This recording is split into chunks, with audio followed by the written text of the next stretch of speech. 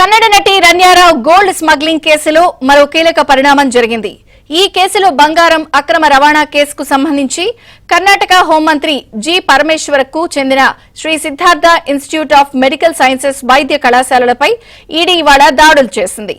ఈ కళాశాలకు పరమేశ్వర చైర్మన్ గా ఉన్నారు. ఈ కేసులో రన్యారావుకు కళాశాలకు మధ్య ఆర్థిక లావాదేవీలు జరిగినట్లు గుర్తించామని, ఇందులో భాగంగానే కళాశాలకు చెందిన ఆర్థిక రికార్డులను పరిశీలిస్తున్నామని ఈడీ అధికారులు తెలిపారు.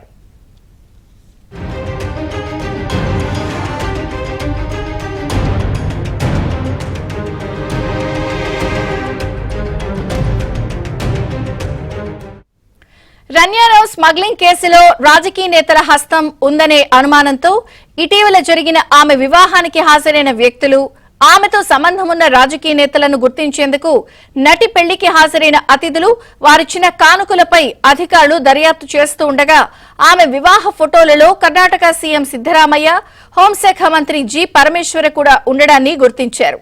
ఈ నేపథ్యంలో హోంమంత్రితో సంబంధమున్న కళాశాలపై ఈడీ దాడులు చేయడం ప్రాధాన్యం సంతరించుకుంది.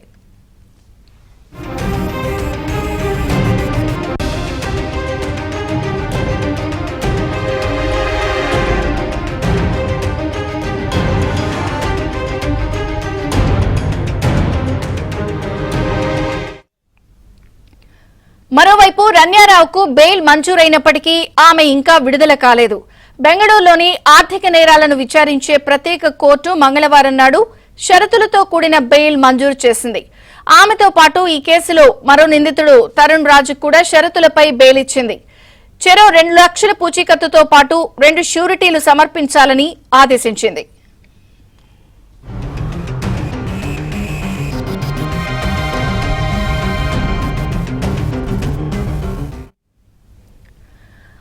అయితే ఈ కేసులో బెయిల్ లభించినప్పటికీ రన్యారావు జైలు నుంచి విడుదల కాకపోవచ్చు అన్న అభిప్రాయాలు వ్యక్తమవుతున్నాయి. విదేశీ మారక ద్రవ్య పరిరక్షణ, స్మగ్లింగ్ కార్యకలాపాల నిరోధక చట్టం క్యాఫీ పోసో కింద నమోదైన కేసులో ఆమెపై విచారణ కొనసాగుతోంది. ఈ చట్టం కింద ఏడాది వరకు బెయిల్ లేకుండా నిర్బంధంలోనే ఉంచే వీలుంది.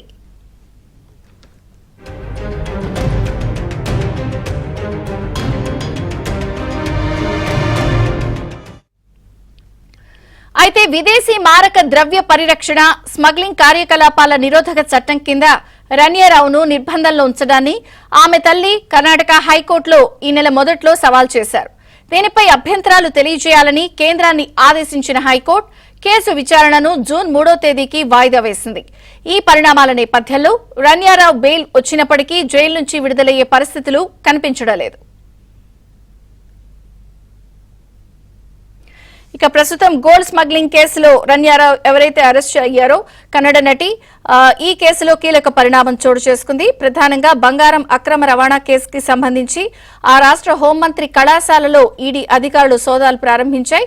పూర్తి వివరాలు రుత్విక్ అడిగి తెలుసుకుందాం. రుత్విక్,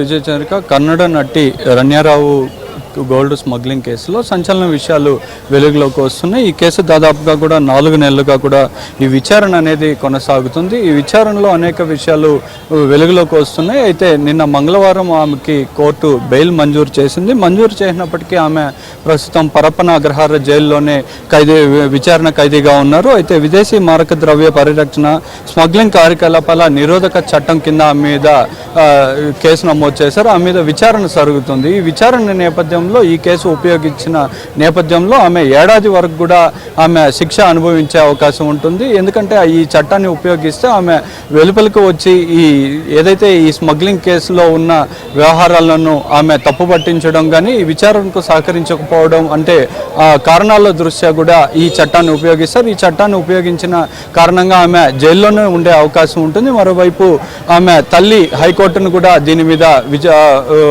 విడుదల చేయాలంటూ కూడా ఆమె తల్లి కూడా హైకోర్టును ఆశ్రయించడం జరిగింది. ఇది ఇలా ఉండగా కూడా ఈ విచారణ అయితే కొనసాగుతుంది. విచారణ కొనసాగుతున్న నేపథ్యంలోనే ఇవాళ ఈ ఒక మెడికల్ కళాశాల మీద కూడా ఈడీ రైడ్ చేయడం జరిగింది. ఈ రైడ్ చేసిన సందర్భంలో అనేక విషయాలు కూడా వెలుగులోకి వస్తున్నాయి. రన్యారావు సంబంధించి కేసు విచారణలో భాగంగా ఆమె వివాహం జరిగే సమయంలో ఆమెని ఎవరు కలిశారు, ఆమె పెళ్లికి ఎవరెవరు హాజరయ్యారనే విషయాల మీద కూడా ప్రధానంగా దృష్టి సారించారు. ఈ దృష్టి సారించిన నేపథ్యంలో కర్ణాటక సీఎంతో పాటు కూడా హోంమంత్రి పరమేశ్వర్ కూడా ఆమె వివాహానికి హాజరైనట్టుగా తెలుస్తుంది. ఈ నేపథ్యంలోనే ఆమెకి ఆ సమయంలో ఎవరెవరు ఎలాంటి బహుమతులు ఇచ్చారు, ఎవరెవరు పెళ్లికి హాజరయ్యారనే విషయాల మీద కూడా దర్యాప్తు చేస్తున్న నేపథ్యంలో అటు హోంమంత్రి పరమేశ్వర్కి సంబంధించిన కళాశాలకు సంబంధించి రన్యారావుకు సంబంధించి ఆర్థిక లావాదేవీలు జరిగినట్టుగా కూడా గుర్తించడము, ఈ వ్యవహారాల మీద కూడా ఆ కళాశాల మీద కూడా